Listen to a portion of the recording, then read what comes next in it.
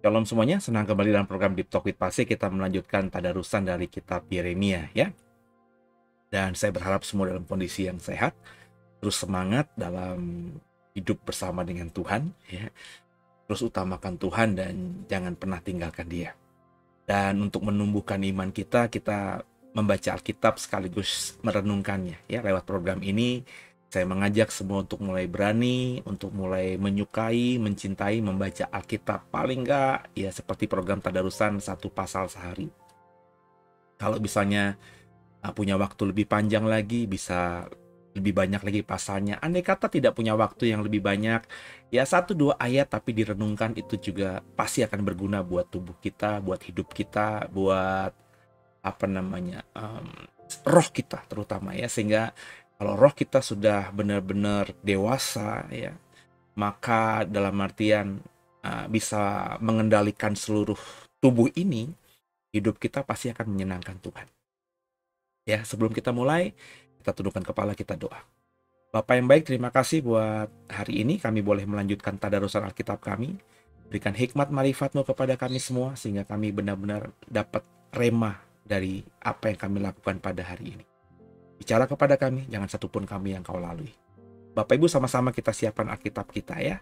Kita akan coba mendalami kitab Yeremia dalam beberapa minggu ini ya. Tinggal beberapa pasal lagi, mungkin sekitar paling lama bulan April pertengahan kita sudah selesaikan kitab Yeremia ini. Sama-sama kita siapkan Alkitab kita.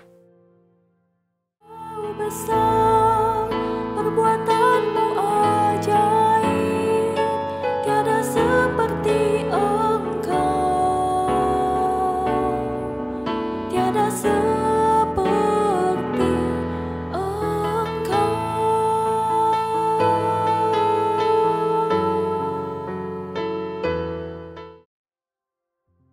Ya, Yeremia pasal yang ke-25 Bapak Ibu. Perikopnya, Yehuda akan dibuang ke Babel 70 tahun lamanya. Bersama saya ya. Firman yang datang kepada Yeremia tentang segenap kaum Yehuda dalam tahun keempat pemerintahan Yoyakim bin Yosia, Raja Yehuda, yaitu dalam tahun pertama pemerintahan Nebukadnezar, Raja Babel. Firman itu telah disampaikan oleh Nabi Yeremia kepada segenap kaum Yehuda dan kepada segenap penduduk Yerusalem, katanya.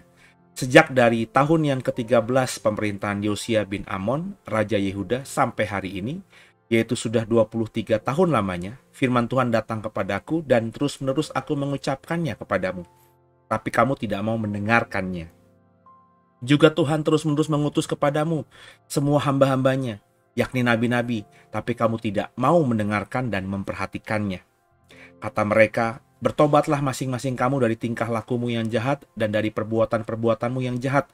Maka kamu akan tetap diam di tanah yang diberikan Tuhan kepadamu dan kepada nenek moyangmu. Dan dari selama-lamanya sampai selama-lamanya. Juga janganlah kamu mengikuti Allah lain untuk beribadah dan sujud menyembah kepadanya. Janganlah kamu menimbulkan sakit hatiku dengan buatan tanganmu, supaya jangan aku mendatangkan malapetaka kepadamu. Tapi kamu tidak mendengarkan aku, demikian firman Tuhan, sehingga kamu menimbulkan sakit hatiku dengan buatan tanganmu untuk kemalanganmu sendiri. Sebab itu beginilah firman Tuhan semesta alam.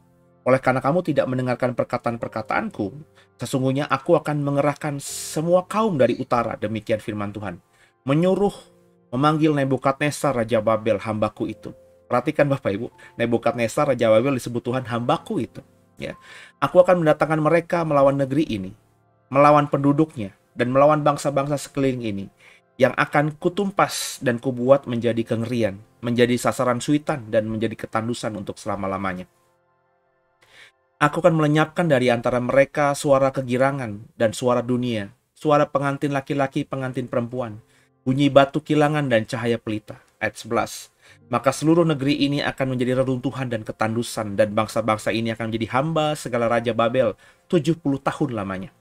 Kemudian sesudah genap ke-70 tahun itu, demikianlah firman Tuhan, maka aku akan melakukan pembalasan kepada Raja Babel dan kepada bangsa itu oleh karena kesalahan mereka. Juga kepada negeri orang-orang Kasdim untuk membuatnya menjadi tempat-tempat yang tandus untuk selama-lamanya. Aku akan menimpakan kepada negeri ini segala apa yang kufirmankan tentang dia, yaitu segala apa yang tertulis dalam kitab ini. seperti yang telah dinubuatkan Yeremia tentang segala bangsa itu. Sebab mereka pun juga akan menjadi hamba kepada banyak bangsa-bangsa dan raja-raja yang besar, dan aku akan mengganjar mereka setimpal dengan pekerjaan mereka dan setimpal dengan perbuatan tangan mereka. Kita lanjutkan perikop berikutnya, piala amarah Tuhan atas bangsa-bangsa. Ayat 15. Beginilah firman Tuhan Allah Israel kepadaku. Ambillah dari tanganku piala berisi anggur kehangatan amarah ini dan minumkanlah isinya kepada segala bangsa yang kepadanya aku mengutus engkau. Supaya mereka minum menjadi terhuyung-huyung dan bingung karena pedang yang hendak kukirimkan ke antaranya. Maka aku mengambil piala itu dari tangan Tuhan, lalu meminumkan isinya kepada segala bangsa yang kepadanya Tuhan mengutus aku, yakni kepada Yerusalem dan kota-kota Yehuda, beserta raja-rajanya dan pemuka-pemukanya, untuk membuat semuanya itu menjadi reruntuhan, ketandusan, dan sasaran suitan dan kutuk seperti halnya pada hari ini. Kepada Firaun Raja Mesir, beserta pegawai-pegawainya dan pemuka-pemukanya, dan segenap rakyatnya, juga kepada semua orang campuran dari berbagai-bagai bangsa, kepada semua raja negeri Uz, kepada semua raja negeri Filistin, yakni Askelon, Gaza, Ekron, dan orang-orang yang masih tinggal hidup di Asdod, kepada Edom, Moab, dan Bani Amon, kepada semua raja Tirus, kepada semua raja Sidon, dan kepada raja-raja tanah pesisir di seberang laut, kepada Dedan, Tema, Bus, dan kepada orang-orang yang berpotong tepi rambutnya berkeliling, kepada semua raja Arab yang tinggal di padang gurun, kepada semua raja Zimri, kepada semua raja Elam, dan kepada semua raja Madai, kepada semua raja dari utara yang dekat dan yang jauh, satu demi satu, dan kepada semua kerajaan dunia yang ada di atas muka bumi. Juga raja Sesak akan meminumnya sesudah mereka. Kemudian haruslah kau katakan kepada mereka, beginilah firman Tuhan semesta alam, Allah Israel. Minumlah sampai mabuk dan muntah-muntah. Rebahlah dan jangan bangun lagi, oleh karena pedang yang hendak kukirimkan ke antara kamu. Tapi apabila mereka enggan menerima piala itu dari tanganmu untuk meminum isinya, maka haruslah kau katakan kepada mereka, beginilah firman Tuhan semesta alam, kamu wajib meminumnya. Sebab sesungguhnya di kota yang namaku telah diserukan ke atasnya, aku akan mulai mendatangkan malapetaka. Masakan kamu ini akan bebas dari hukuman? Kamu tidak akan bebas dari hukuman. Sebab aku ini mengerahkan pedang ke atas segenap penduduk bumi. Demikianlah firman Tuhan semesta alam. Dan engkau ini, nubuatkanlah segala firman ini kepada mereka. Katakanlah kepada mereka, Tuhan akan menengking dari tempat tinggi dan memperdengarkan suaranya dari tempat pernaungannya yang kudus. Ia akan mengaum hebat terhadap tempat penggembalaannya. Suatu pekik, seperti yang dipekikan pengirik-pengirik buah anggur, terhadap segenap penduduk bumi. Deru perang akan sampai ke ujung bumi, sebab Tuhan mempunyai pengaduan terhadap bangsa-bangsa. Ia akan berperkara dengan segala makhluk.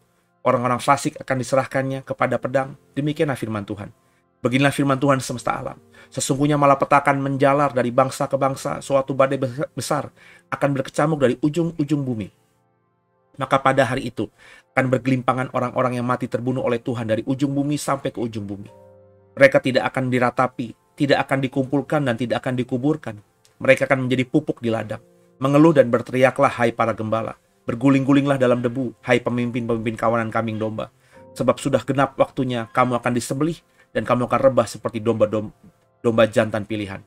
Ayat 35. Maka bagi para gembala tidak akan ada lagi kelepasan, dan bagi para pemimpin kawanan kambing domba tidak akan ada lagi keluputan.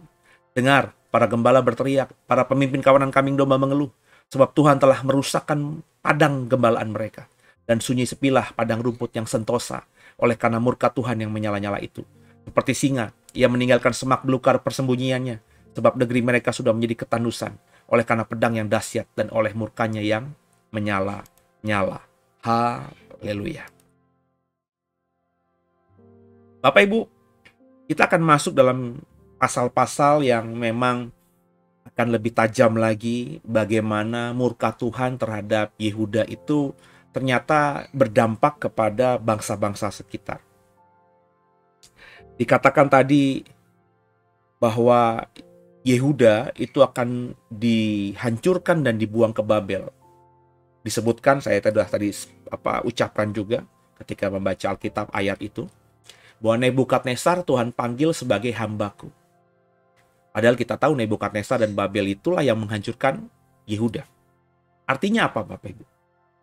Sebenarnya jadi clear gitu bahwa kalau kita sudah menjadi keluarga Tuhan, menjadi anak-anaknya, bahwa Kalau kita sudah mengikat perjanjian dengan Dia, maka kita tuh tidak akan bisa disentuh oleh siapapun. Tangkap ya Bapak Ibu ya. Ketika kita sudah jadi anaknya, ketika kita sudah jadi umatnya, dalam konteks ini Yehuda sudah menjadi bangsa pilihan Tuhan. Ini tentu kalau ditarik mundur ya bicara mengenai Israel.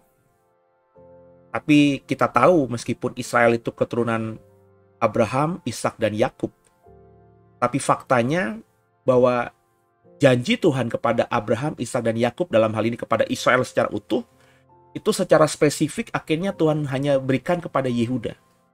Lebih dipersempit lagi. Karena Israel sudah menjadi bangsa yang besar, sehingga ketika akhirnya ada suku-suku Israel itu melepaskan diri atau menjauhkan diri dari Yehuda, ya mereka tidak lagi hidup dalam perjanjian antara Tuhan dengan Israel. Nangkep ya Bapak Ibu? Seperti misalnya perjanjian keimaman besar dari garis Harun. Kita tahu juga ya bahwa Harun akhirnya kan beranak pinak. Ya. Orang-orang yang punya garis darah Harun itu sudah sangat besar. Ya. Harun bukan lagi menjadi sebuah keluarga, tapi sudah menjadi sebuah suku. Ya, bangsanya Lewi, tapi ada suku Harun sendiri yang dari suku Harun ini ya mereka bisa menjadi imam besar, mewariskan darah untuk bisa menjadi imam besar. Tapi yang menjadi imam besar kan cuma satu. Ya. Jadi meskipun Tuhan sudah berjanji kepada Harun bahwa imam besar Israel itu dari garis Harun, tapi suatu hari nanti di masa depan ya Tuhan lebih spesifik lagi, bukan hanya kepada semua yang punya darah Harun, tapi punya darah Zadok. Nangkep ya? Zadok ini adalah keturunan Harun juga. Jadi semakin dipersempit, dan itu sesuatu yang tidak melanggar perjanjian Tuhan. Orang Israel yang 10 suku di utara itu tidak mengerti covenant atau perjanjian itu. Mereka pikir mereka semata orang Kristen, mereka adalah keturunan Yakub, Israel, maka perjanjian antara Tuhan dengan Abraham, Ishak dan Yakub atau Israel itu otomatis sampai kepada mereka. Tidak begitu. Tidak begitu. Kalau kita membaca, Bapak Ibu sudah membaca benar-benar Alkitab, dalam hal ini perjanjian lama, itu hanya jatuh kepada Yehuda. Dalam hal ini juga kekuasaan ya, tampuk pemimpin dari Israel itu jatuh kepada Yehuda dan dari garis Daud. Ya. Makanya raja-raja Israel yang semuanya tidak ada yang punya garis Daud itu tidak diperhitungkan oleh Tuhan. Even mereka adalah keturunan Israel. Nangkep ya? Dari garis Daud kemudian berkembang. Di zaman perjanjian baru yang punya garis darah Daud, Daud ini bukan cuma jadi keluarga tapi sudah menjadi sebuah suku. Banyak sekali orang yang sudah punya atau yang memiliki garis darah Daud ya. Mereka keturunan langsung dari Daud. Tapi yang nanti akan mewarisi tahta Daud kalau dalam iman Kristen kita hanya Yesus. Nangkep Bapak Ibu ya? Nah, kita yang mengimani bahwa Yesus adalah Mesias atau Mesias, kita akan menjadi umat Mesias ini. Dan kita akan diperhitungkan kebenarannya oleh Tuhan. Kalau kita percaya kepada korban Yesus di atas kayu salib. Tapi sekali lagi Bapak Ibu, ya, kalau Bapak Ibu sudah mengerti perjanjian lama, tidak semua orang yang percaya kepada Yesus semata-mata dengan mulut lidah bahwa Yesus adalah Tuhan Juru Selamat yang akan diselamatkan, tapi orang yang benar-benar secara hidupnya sungguh-sungguh berkenan kepada Tuhan. Jadi saya selalu mengatakan bahwa tidak mungkin perjanjian baru itu isinya bertolak belakang dengan perjanjian lama. Ya, Tuhan sudah membuat framing dengan jelas. Tuhan sudah membuat batasan-batasan sejak perjanjian lama dan perjanjian baru itu secara lebih ada bukan sesuatu yang tiba-tiba ujuk-ujuk gitu loh. Ya, ada benang merahnya antara PB dengan PL. Makanya saya selalu berkata kan, nggak semua orang Kristen nanti akan diselamatkan. Ya, semua yang benar-benar akan mewarisi kerajaan surga, nanti akan masuk ke langit baru, bumi baru, Yerusalem baru, ya hanya orang-orang yang memang benar-benar hidupnya berkenan kepada Tuhan dan merespon kasih karunia itu dengan sungguh. Not only, bukan cuma semata menjadi orang yang percaya kepada Yesus. Ya, kalau orang yang ngakunya percaya kepada Yesus tuh banyak sekali. Ya, tapi tampilan luarnya bahkan tidak menunjukkan dia percaya. Kalau ngomongin percaya di gereja, mah semuanya kelihatan kayak orang bener lempeng semuanya. Tapi kalau di luar gereja kita nggak tahu. Cara berbisnisnya gimana, cara kerjanya gimana, cara dia memandang orang gimana, cara dia memandang kehidupan gimana, cara dia bersikap, bertingkah laku, bertutur kata, kita nggak tahu. Tapi Tuhan tahu. Jadi yang Bapak Ibu harus perhatikan bahwa meskipun kita ini ada di garis yang benar, iman kita hari ini kepada Yesus, Bapak Ibu yang saya selalu ajarkan kita harus introspeksi diri. Sudahkah kita benar-benar ada memang dalam jalan yang benar itu? Ya. Iman harus disertai oleh perbuatan kita sehari-hari. Nah, kita bisa mengukurnya. Yang paling mengerti diri kita, yang paling bisa menilai diri kita sebenarnya secara jujur itu bukan orang lain. Ya. Sebab sebagai manusia kita kadang-kadang juga bermain agak sedikit sandiwara dengan orang lain tentunya kan. Kita lagi kesel sama orang, dilihat ada orang, ya kita bisa redam itu semuanya. Padahal hati kita lagi bergemuruh. Itu bisa. Dan itu sangat manusiawi. Sehingga ketika kita bisa meredam amarah kita, orang mungkin bilang, ih orang itu sabar ya. Tidak marah loh dia dikituin sama orang. Padahal hati kita bergemuruh. Tapi kan Tuhan tahu. Dan kita juga tahu apa yang kita rasakan. Jadi ukurannya adalah diri kita sendiri. Kita jujur nggak? Jadi kalau Bapak Ibu jujur, Bapak Ibu mestinya bisa firm kita sudah ada di jalan yang benar atau masih belum. Sudah di jalan yang sempit atau kita masih di jalan yang lebar itu. Yang kayaknya benar lah jalannya kepada surga, tapi ternyata nanti kita akan dibelokkan karena ketidakfokusan kita akan kebenaran. Yang saya mau katakan saudara, kalau kita sudah hidup dalam kebenaran dengan sungguh, kita itu pasti dalam perlindungan Tuhan. Artinya janji-janji Tuhan yang diucapkan di Alkitab itu akan kita genapi. Bahwa kita akan dilindungi, dijaga, dan lain sebagainya. Sehingga nggak perlu lagi takut terhadap dunia. Nggak perlu takut lagi terhadap musuh apapun. Bahkan yang tidak kelihatan pun kita tidak perlu takut. Terhadap roh jahat kita nggak perlu takut. Terhadap setan, iblis, dan semua dedemit-dedemit yang yang nggak bisa kita lihat. Nggak perlu takut sama semua itu. Tuhan akan menjaga kita. Kita akan terproteksi sempurna. Dia akan kirimkan malaikatnya kah? Dia akan kirimkan pasukan tentara surganya kah? Dengan caranya dia akan memprotek kita sehingga yang jahat itu tidak bisa menyentuh kita. Kalaupun menyentuh kita, itu berarti kita sedang diuji sama dia. Dan itu wajar. Setiap manusia pun akan menghadapi ujian kalau dia harus naik kelas. Ya itu kayak gambarannya kayak kita sekolah. Tapi ujiannya Tuhan tuh bukan kecelakaan, tapi damai sejahtera. Kita diuji supaya kalau kita lulus dengan ujian itu, kita naik kelas. Akan dapat apresiasi khusus. Dan itu memang kehidupan seperti itu. Kehidupan orang benar tuh seperti itu. Tapi ujian itu bukan dari kuasa jahat. Tapi dari Tuhan. Ya, meskipun Tuhan bisa memakai juga hal-hal yang lain tadi. Nah, dalam sisi kita membaca kitab Yeremia ini, Yehuda dalam hal ini, itu berpikir bahwa mereka tetap akan dalam perlindungan Tuhan. Sehingga mereka nggak sadar bahwa perbuatan mereka selama ini itu terlalu menyakitkan Tuhan. Dan Tuhan sudah sampai pada yang saya sebutkan kalau Bapak Ibu ikuti tadarusan kita ini sejak awal Yeremia. Yeremia berkata akhirnya Yehuda itu masuk dalam penghukuman Tuhan. Yang kalau kita ingat, saya ulang-ulang selalu senantiasa. Karena pembacaan saya itu, saya kira mengerti kenapa bangsa Yehuda ini dibuang ke Babel. Kenapa sebabnya? Apa yang menyebabkan? Saya tahu dari dulu memang dibuang ke Babel karena mereka berdosa kepada Tuhan. Ya. Tapi kok tega gitu? Penghukumannya kejam banget gitu ya. Ada beberapa generasi akhirnya kan hilang, mati di tanah Babel. Tapi Tuhan izinkan karena kalau kita membaca Yeremia 11, memang Tuhan nggak mau dengar sama sekali tuh soal Yehuda untuk kurun waktu tertentu. Dan ketika kita masuk dalam Yeremia 25, kurun waktu tertentunya itu 70 tahun.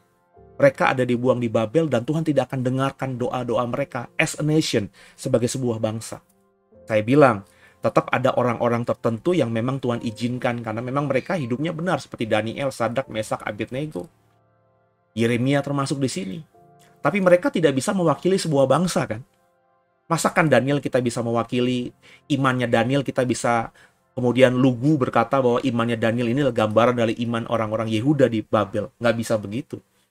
Ya, faktanya kalau kita membaca cerita kitab Daniel, bahwa semua orang itu menyembah patungnya, Nebukadnezar, hanya Daniel saja sendiri.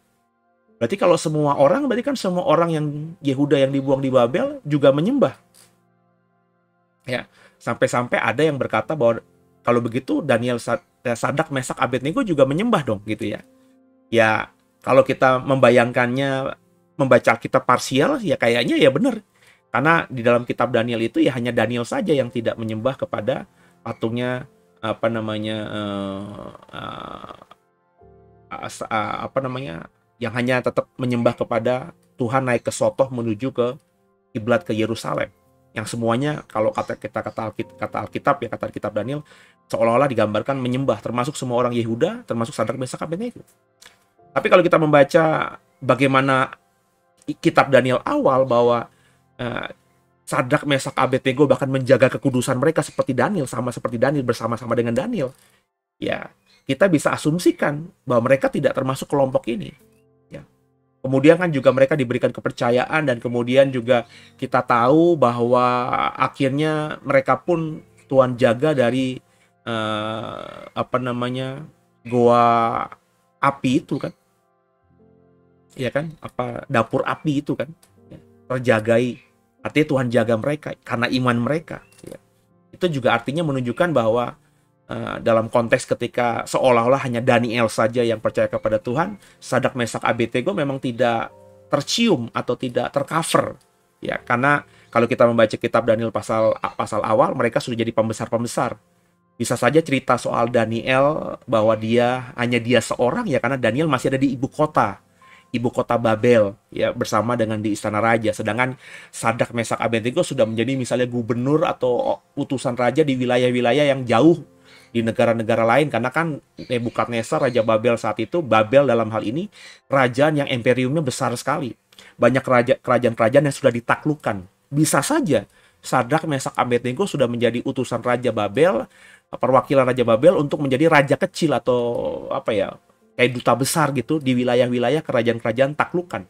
Sehingga dalam peristiwa Daniel yang dilempar ke goa singa itu, Sadak, Mesak, Abednego tidak tercover karena ada tinggal di luar Babel. Makanya saya selalu bilang kalau membaca Alkitab tuh jangan parsial, ya. Jangan hanya sepotong-sepotong, jangan hanya dari pasal tertentu saja, tapi kita coba membaca secara utuh dan akhirnya menyimpulkan dan masuk dalam cerita itu. Ya. Ada orang-orang Yehuda yang memang dipakai Tuhan, tapi mereka tidak bisa mewakili sebuah bangsa. Yeremia 11 mengatakan bahwa kalau kamu mendoakan Yehuda, doamu tidak akan kudengar. Bahkan ketika mereka juga mengeluh atau berdoa kepada Tuhan, aku juga nggak mau dengar mereka. Itu yang saya sebut sebagai dosa yang mendatangkan maut, yang pernah saya khotbahkan, saya hubungkan dengan 1 Yohanes pasal 5. Karena dalam 1 Yohanes pasal 5 pun dosa mendatangkan maut juga. Kalau ada orang yang berbuat dosa yang tidak mendatangkan maut, kamu berdoa buatnya, maka dia akan dikuduskan karena doamu. Tapi kalau ada saudaramu, kata Tuhan, yang sedang melakukan dosa yang mendatangkan maut, jangan kamu berdoa. Ya, kalau kau melihat 1 Yohanes pasal 5 ayat 21, ya, nggak jauh dari situ tiba-tiba ada kalimat, berwaspadalah terhadap berhala. Jadi roh Tuhan yang ada di hati saya ketika saya menggumuli ini menghubungkannya dengan Yeremia 11. Di 1 Yohanes pasal 5, dosa mendatangkan maut itu dihubungkan dengan berhala. Yeremia 11, di mana Tuhan bilang, jangan kamu doa untuk Yehuda, dan Yehuda bertobat dan berdoa kepada pun, aku juga nggak mau dengar, kata Tuhan. Itu juga gara-gara berhala. Ya. Jadi dosa mendatangkan maut itu dosa di mana di dunia ini saudara mengalami neraka. Artinya, saudara jauh dari hadirat Tuhan. Saudara tidak bisa merasakan hadirat Tuhan. Itu yang dirasakan oleh orang-orang Yehuda yang dibuang di Babel. Imam-imam yang dibuang ke Babel. Semua pembesar-pembesar yang dibuang ke Babel. Mereka merasa mereka tidak merasakan hadirat Tuhan di sana. Ya. Mereka jauh dari Tuhan di sana. Dan Tuhan izinkan terhadap Yehuda. Kenapa? Karena Yehuda menyembah berhala. Kalau kita lihat konteks dari Yeremia. Yang saya mau katakan, Yehuda akhirnya Tuhan hukum dengan dijauhkan dari hadiratnya. Dianggap Yehuda melakukan dosa mendatangkan maut, seperti tafsiran saya soal 1 Yohanes pasal 5 untuk orang percaya. Itu karena Yehuda berpikir bahwa ya mereka adalah bangsa yang memang dijanjikan Tuhan. Secara utuh begitu, semuanya. Jadi kalau mereka berbuat dosa, mereka berbuat salah karena Tuhan sudah berjanji kepada Yehuda, kepada keturunan Yehuda bahwa mereka akan diberkati, ya mereka merasa bahwa mereka pasti akan terluputkan dari hukuman Tuhan. Ternyata tidak begitu. Ya. Ternyata tidak begitu, saudara. Ya. Dan akhirnya ketika Tuhan menghukum mereka, mereka yang merasa bahwa nggak mungkin ada musuh-musuh lain yang bisa menyentuh mereka, mereka dihajar oleh Babel. Dan perhatikan ayat-ayat yang kita baca dalam Yeremia 25 ini. Raja Babel yang namanya Nebukadnezar pun Tuhan anggap sebagai hamba. Artinya apa? Nebukadnezar jauh-jauh dari utara menyerang Yerusalem, mengerahkan bala tentaranya untuk mengepung Yerusalem dan menghancurkan Yerusalem. Itu karena memang Tuhan izinkan. Tuhan yang pakai mereka untuk menghukum Yehuda. So, kalau kita membaca akhirnya ini dengan utuh, Bapak Ibu jangan terlalu kepedean begitu. Sebagai orang Kristen, orang beragama Kristen, bahwa kita itu akan tercover seutuhnya. Bapak Ibu terus harus menguji diri. Ya, menilai diri. Kita nggak boleh sombong. Jumawa akhirnya. Kita harus terus hidup dalam kebenaran. Ya, harus benar-benar berusaha hidup yang menyenangkan Tuhan. Nah, kalau Bapak Ibu terus lakukan seperti ini, Bapak Ibu akan terus ada dalam perjanjian dengan Tuhan. Maka di pihak lainnya Tuhan pasti akan menjaga kita. Kalau kau dengarkan perkataanku, lakukan perintah-perintahku, maka aku akan memberkatimu. Itu kan memang dari perjanjian lama sampai perjanjian baru, ya isinya kurang lebih begitu. Kalau orang berdosa, ya tentu dalam penghukuman Tuhan. Ya, meskipun dia sudah Kristen, perhatikan baik-baik. Saya sudah pernah nyebutkan ada satu tokoh, salah satu diaken namanya, kok tiba-tiba ngeblank ya. Nikolaus ya. Nikolaus itu salah satu diaken bersama dengan Stefanus. Kalau kau membaca kisah Rasul tentang pemilihan diaken 7 orang itu semuanya kriterianya ideal banget. Takut akan Tuhan, sudah bersama-sama dengan Yesus atau kelompok murid udah cukup lama, dikenal baik dan lain sebagainya. Tapi akhirnya di kitab Wahyu, Nikolaus disebut sebagai antikristus. Orang yang sesat dan menyesatkan ajaran Kristen. Artinya apa? Artinya orang Kristen pun selevel Nikolaus yang sudah diangkat sebagai diaken, itu kalau berbuat dosa, Tuhan bisa singkirkan. Kalau dia melanggar perjanjian iman percayanya kepada Yesus, ya Yesus singkirkan. Tapi kan ini yang tidak ada di benak banyak orang Kristen. Banyak orang Kristen sudah dicekoki bahwa kalau sudah jadi Kristen, ya pokoknya mati pasti ke surga gitu. Ya, sehingga saya masih punya banyak teman-teman yang Kristen, tapi attitude-nya, hidupnya, karakternya ya tidak seperti Kristus. Masih kayak orang dunia. Saya tidak merujuk pada pekerjaan-pekerjaan tertentu atau hobi-hobi tertentu atau bisnis-bisnis tertentu. Karena bagi saya, orang yang kerja di tempat yang paling baik pun kata dunia, ya kalau memang dosa ya dosa. Bisa nggak? Bisa aja. Kita kan selalu gitu ya, mungkin dipengaruhi sama cerita-cerita orang-orang sekitar, sama film-film, sama berita-berita yang kita tonton. Ya kalau orang berdosa itu ya perampok, pembunuh, ya dan lain sebagainya, pencuri gitu ya. Tapi hari-hari ini kalau kita juga mengikuti berita, yang namanya pencuri itu bukan orang yang misalnya merampas atau penjamret. Karena zaman saya kecil dulu yang saya tahu ya namanya perampok itu ya yang suka curi itu, pencuri itu ya penjamret yang ada di mall-mall ya. Zaman saya masih SMP SMA, wilayah Blok M itu wilayah yang jadi tongkrongan anak muda gitu ya. Tapi saya juga tahu bahwa di situ banyak preman-premannya, ada banyak yang malak-malak ya, ada yang juga jambret gitu ya. Sehingga saya sama teman-teman kalau ke sana ya pikir panjang gitu ya. Dalam artian nggak pernah sendirian juga gitu ya. Pasti selalu bawa temen. Kalau bawa pacar dulu juga ke sana juga berhikmat bener-bener ya. Nggak akan jalan atau membawa pacar kita jalan di wilayah Blok M yang kita tahu bahwa tempat itu banyak tempat yang dijadikan tongkrongan. Selalu jawabnya bawanya ke tempat-tempat yang memang banyak orang gitu ya. Lebih aman, lebih safety. Yang saya mau katakan bahwa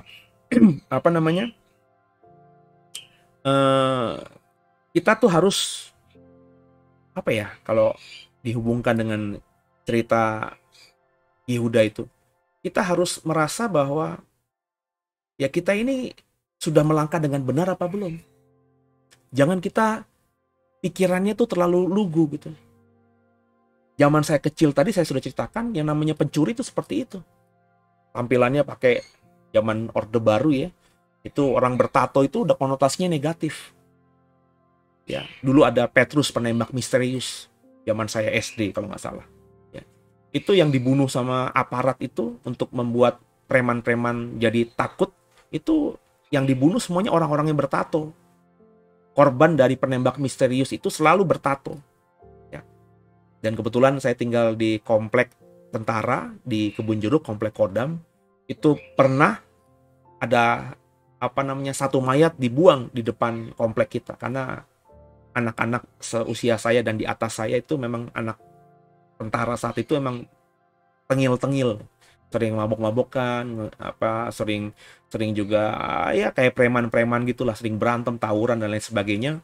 Mungkin agar membuat jera anak-anak tentara di kompleks saya itu ada, ya tentu yang menembak ya oknum juga, entah polisi, entah tentara juga gitu ya, yang diperintahkan untuk membuat jera sehingga suatu malam, saya masih ingat banget karena saksi pertamanya bapak saya itu lagi nunggu ibu saya pakai mobil karena dari depan komplek menuju rumah kami di tengah-tengah. Kalau ibu saya pulang kerja, ibu saya dulu perawat atau bidan gitu ya, ada dinas malam. Dia kalau naik angkot gitu ya sampai rumah tuh bisa jam 9, jam 10 dianterin sama dokternya gitu ya. Atau praktek gitu ya dianterin sama dokternya. Dokternya rumah nggak jauh dari Kebun Jeruk, jadi dianterin sama dokter, diturunin di depan gang, di depan komplek. Nah, bapak saya sudah nunggu dengan mobil. Jadi ibu saya tinggal naik ke mobil dan bapak saya bawa ke rumah. Nah, saat nunggu ibu saya itu, ya bapak saya menemukan itu ada mobil masuk mengeluarkan sosok mayat. Terus bapak saya ngeliat dari kaca spion, apaan tuh ya, dilempar begitu. Terus mobil itu udah keluar komplek, bapak saya jalan ya menuju itu, ternyata mayat. Ketika mayat ya dipanggil, ada beberapa anak-anak yang tidak ngeh itu terjadi di luar, tolong sini ada mayat nih. Dibuka, ditelanjangi, bertato semuanya. Dan sejak saat itu saya inget banget itu, teman-teman dan senior-senior saya, anak-anak tentara di kompleks saya itu yang bertato semuanya menghapuskan tato. Dan zaman itu menghapus tato jadi cacat ya, karena nggak secanggih sekarang. Kalau sekarang bapak ibu tato itu bisa dihilangkan ya tanpa cacat ya, meskipun ada bekasnya tapi bekasnya nggak terlalu kelihatan, nggak kayak zaman dulu. Jadi yang saya mau katakan ya seperti itu zaman saya kecil. Tapi hari-hari ini yang namanya pencuri itu orang-orang yang benar-benar berkerah putih. Berkerah putih itu maksudnya gak kelihatan kayak pencuri ya. Ya kayak berita-berita yang lagi viral di mana ada orang yang menjadi pejabat di Dirjen Pajak, ternyata dia korup ya. Gak kelihatan, tampilannya seperti orang kaya, rumahnya mewah, di kampungnya dia punya restoran, dia punya hotel, dia seorang pengusaha ya.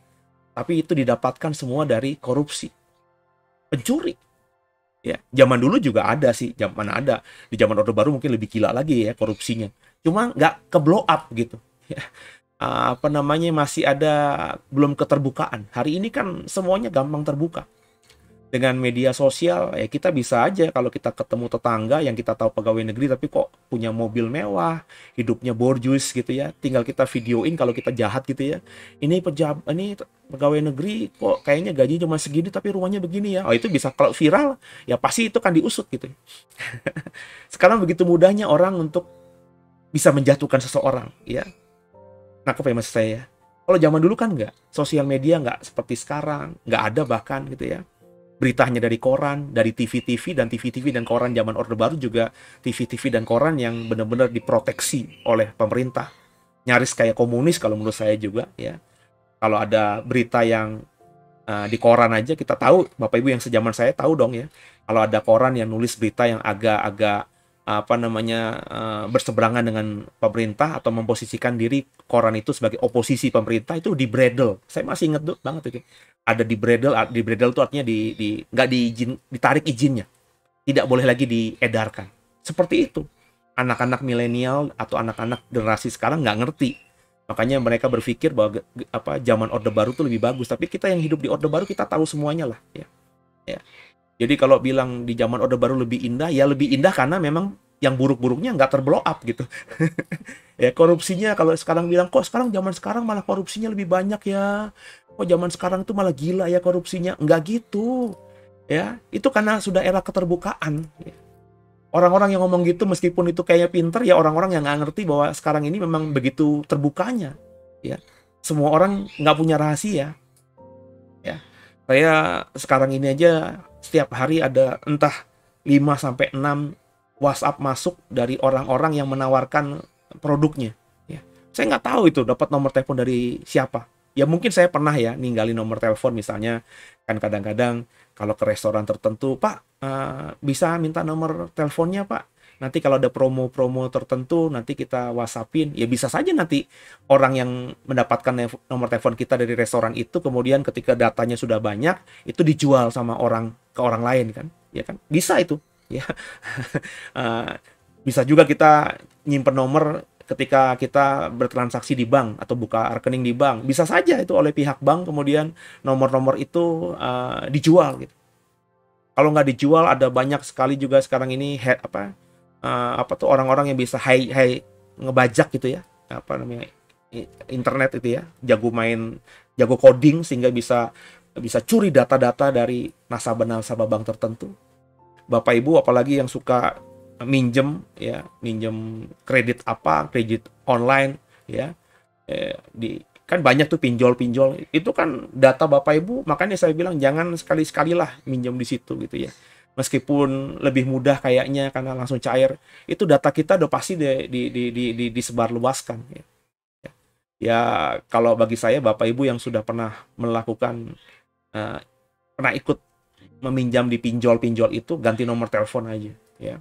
Karena nomormu itu bisa disalahgunakan dan nanti akan menyulitkan Bapak Ibu ke depannya. Orang-orang yang akhirnya terikat dengan pinjol ini karena ya tadi ya, nomornya diperjualbelikan, terus Bapak Ibu ditransfer lagi, Bapak Ibu yang lugu, wah kok duit gue di bank ada nih, nambah lagi nih. Kita lugu aja, kita pikir ini berkat dari Tuhan gitu ya. Padahal itu adalah pencairan seolah-olah kita minjam di tempat lain, padahal kita hanya minjam di satu tempat. Tapi oleh pinjol itu data kita, pinjaman kita diajukan juga ke tempat yang lainnya ya, sehingga kita dapat cair ya peminjaman dana, padahal kita hanya minjam di satu tempat, tapi kita cair dari beberapa tempat. Dan tahu sendiri dong kalau pinjol itu bunganya gila banget gitu ya, mencekek leher. Dan akhirnya kan banyak orang yang tersekat gitu ya, bermasalah dengan pinjol ini. Saya melayani beberapa ya, ada sekitar mungkin dia ya nggak sampai belasan ya, tapi mendekati angka 10 ada ya orang-orang yang seperti itu, baik yang jemaat maupun yang bukan jemaat ya, yang dalam artian saya kenal gitu ya, yang akhirnya berkonsultasi, minta didoakan dan lain sebagainya. Ya, saya menyimpulkan ini karena itu fakta, data kita bisa dibocorkan. Nah, ya hari-hari ini kan seperti itu, keterbukaan begitu luar biasanya sehingga hal yang baik kita cepat dengar, hal yang buruk juga kita cepat dengar. Nah, Bapak Ibu yang dikasih Tuhan, jangan lugu menjadi orang Kristen yang berpikir bahwa kita itu akan terus terproteksi. Uji dirimu. Sebab kalau kau tidak menguji, kau terlalu besar kepala, kau akan seperti Yehuda yang akhirnya mengalami dosa yang mendatangkan maut dan dicuekin Tuhan 70 tahun lamanya. Ya. Dan hukuman Tuhan itu ada waktunya, tapi yang tahu cuma Tuhan. Ya. Ketika Yeremia ngomong 70 tahun ini, bangsa Israel cuma ketawa-ketawa doang, dan ternyata benar 70 tahun. Ya. Jadi Bapak Ibu ketika Israel kembali pun ya itu ya karena Tuhan sudah selesai amarahnya. Tapi selama 70 tahun itu jangan dipikir Yehuda itu enak. Kita sering menganggap sepele kehidupan orang Yehuda di Babel karena kita selalu ingat cerita Daniel, Sadrak, Mesak, Abednego yang tetap jadi pembesar. Kita terprovokasi sama cerita Esther yang tiba-tiba bisa menjadi ratu di tanah pembuangan. Tapi semua figur-figur itu ya, itu tidak bisa kita akhirnya memahami rakyat Yehuda yang dibuang di Babel itu hidup enak. Enggak, mereka hidup susah.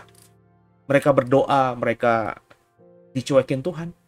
Kehidupan mereka ya juga tidak terlalu bagaimana, biar bagaimanapun mereka adalah orang buangan di negeri orang yang tentu menjadi warga kelas 2 ya di sana.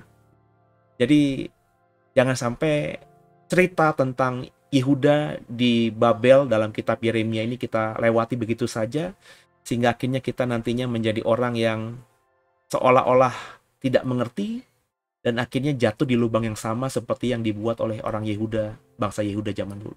Bodohlah kita. Padahal itu semua sudah terekam dalam Alkitab kita. Ya, semoga Bapak Ibu paham dan diberkati.